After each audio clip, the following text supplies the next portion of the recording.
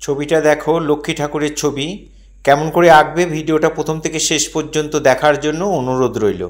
খুব মন দিয়ে দেখো, তাহলে তোমরা অনায়াসেই করে ফেলতে পারবে।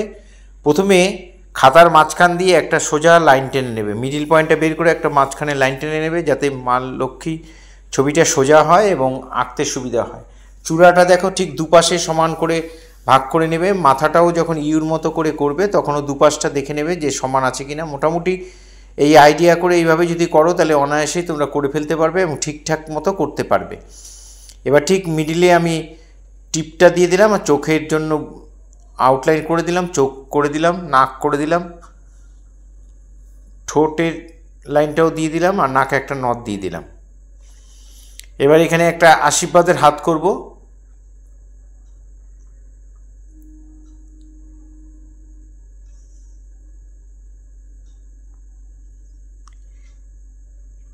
এই হলো আশীর্বাদের হাত। এখানে হাতের মধ্যে লক্ষ্মীর ঘট, সেটা আমি দিয়ে দিলাম।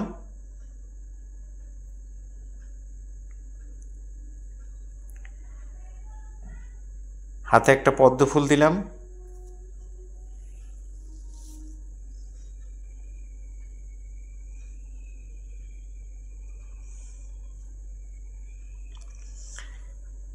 এবার আঁচলটা দিয়ে আমি কোমরের কাপড়টার কোমরে একটা বর্ডার দিয়ে দিলাম।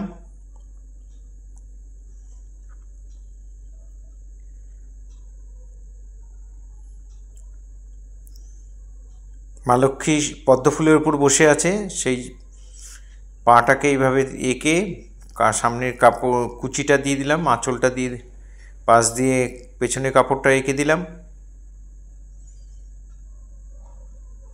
এখানে পায়ের পাতা দুটো এঁকে দিচ্ছি।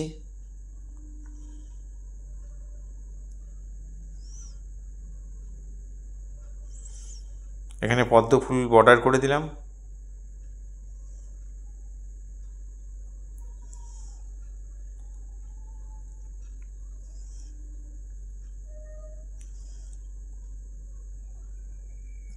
মা লক্ষ্মীর পা যে রয়েছে সেখানেও একটা পদ্ম, ছড়ানো পদ্ম এঁকে দিলাম।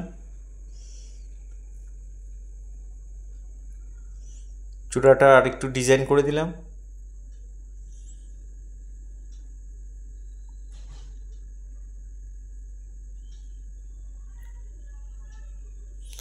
এখানে পদ্ম ফুলটা একটু মুছে নিয়ে প্যাঁচা এঁকে দেব, লক্ষ্মীর বাহন প্যাঁচা।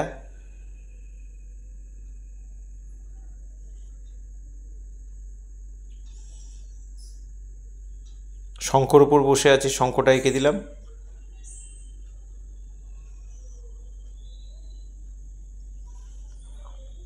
শঙ্খটা একটা পদ্ম পাতার উপর রয়েছে, পদ্ম পাতাটা এঁকে দিলাম। এখানে পেছনে দুপাশ দিয়ে লাইন দিয়ে দিলাম। টোটাল ছবিটার উপর আমি বর্ডার করেছি পেন দিয়ে, তোমরা এরকম বর্ডার করে নেবে। যদি তোমাদের কাছে স্কেচ পেন থাকে বর্ডার করবে, না হলে জেল পেন দিয়ে বর্ডার করলেও হবে, মার্কার দিয়ে বর্ডার করলেও হবে। বর্ডার করলে ছবিটা দেখতে ভালো লাগবে। বর্ডার না করেও করা যাবে, তবে বর্ডার করলে ছবিটা আরেকটু দেখতে বেশি ভালো লাগবে। আর তোমাদের বোঝার সুবিধার জন্য বর্ডার করেও করে দিয়েছি, ড্রয়িংটা একদম পারফেক্ট যাতে বুঝতে পারো। প্যাঁচাটাও বর্ডার করে দিলাম।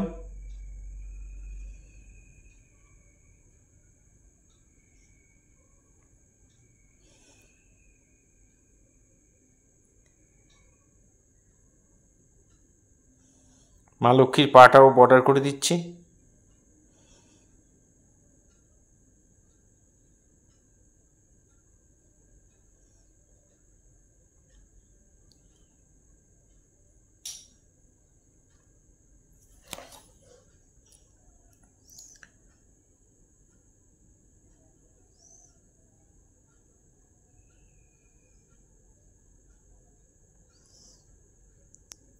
এই হয়ে গেল আমাদের পেন্সিল ড্রয়িং। এবার আমরা কালার করব, কালার পেন্সিল দিয়ে কালার করব।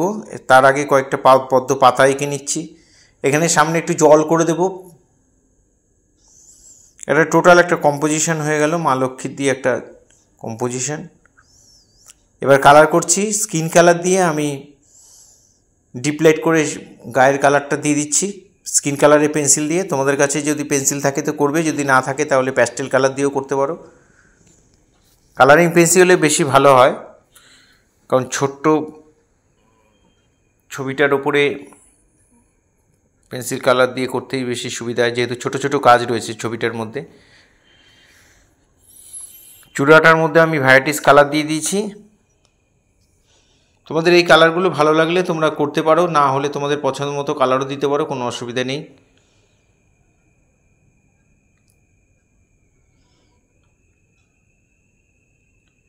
গলায় যে হারটা সেটার মধ্যে একটু ডিজাইন করে কালারগুলো দিয়ে দিলাম, কালার ম্যাচ করে।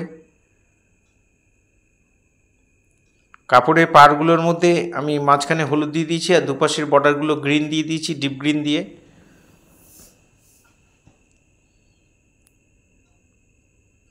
ব্লাউজটা গ্রিন দিয়ে ডিপ লাইট করে ভরাট করে দিলাম, আর ফাঁকা জায়গাটা ইয়েলো দিয়ে দিলাম।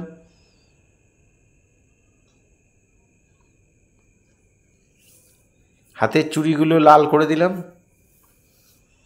এবার দেখো আমি কাপড়টার মধ্যে শেড দেবো, এইভাবে রেড কালারের পেন্সিল দিয়ে এভাবে ডিপ লাইট করে চাপিয়ে দেবে, আর রোজ পিঙ্ক যে পেন্সিলটা সেটা দিয়ে আমি ভরাট করে দিচ্ছি ফাঁকা জায়গাগুলো।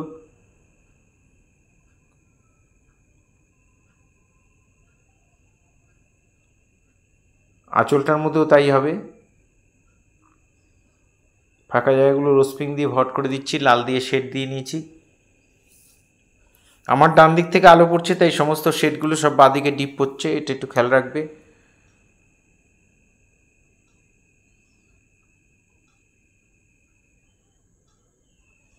কাপড়ের কুচিগুলো ঠিক স্টেপ বাই স্টেপ যেমন থাকে সেরকমভাবে আমি করে দিচ্ছি, লাল রং দিয়ে করে তারপরে ফাঁকা জায়গাগুলো রোজ পিঙ্ক দিয়ে ভরাট করে দিচ্ছি।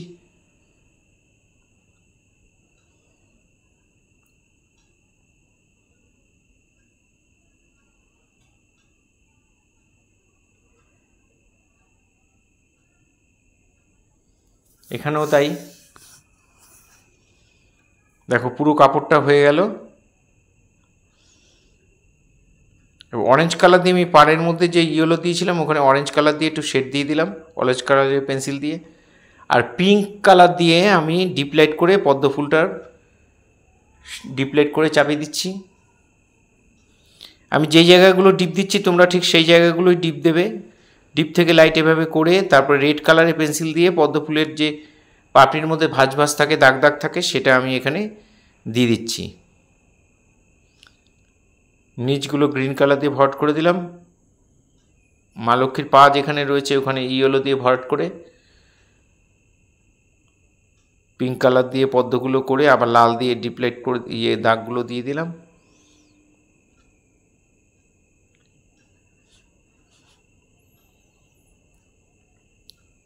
গোল্ডেন কালার দিয়ে বা ইয়েলো আকারের পেন্সিল দিয়ে আমি এখানে প্যাঁচাটার গায়ে শেড দিয়ে দিয়েছি, অরেঞ্জ কালারের ঠোঁট করে দিয়েছি, পাখনার মধ্যে একটু ব্রাউন দিয়ে ডিপ লাইট করে দিয়েছি, শঙ্খটা স্কাই ব্লু দিয়ে ভরাট করে শেড দিয়ে দিলাম। আর যে পদ্ম পাতাগুলো সেগুলোর মধ্যে ডিপ গ্রিন দিয়ে শুরু করে লাইট গ্রিন দিয়ে মিলিয়ে দেবো, সামনের দিকে ডিপ গ্রিন দিয়ে দূরের দিকে লাইট গ্রিন দিয়ে মিলিয়ে দেবো।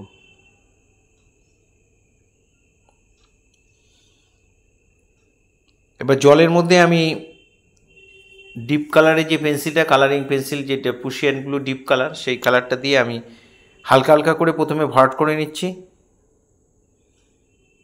সামনের দিকে এসে ডিপ হবে, আর জলের ঢেউ ঢেউগুলো আমি এখানে দিয়ে দিলাম।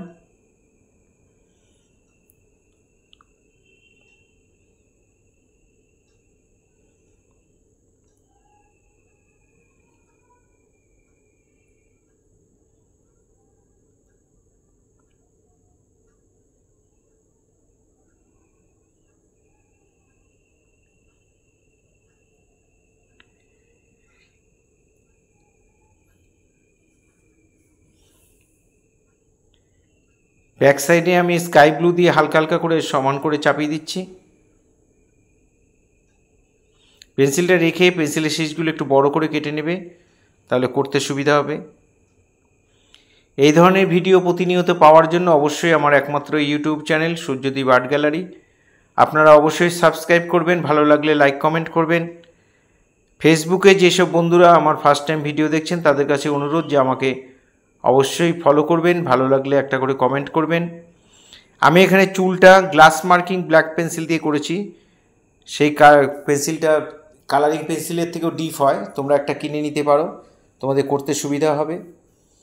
পুরো ভিডিওটা দেখার জন্য সবাইকে অসংখ্য ধন্যবাদ। এইভাবেই সবাই আমার সাথে থাকবেন, পাশে থাকবেন।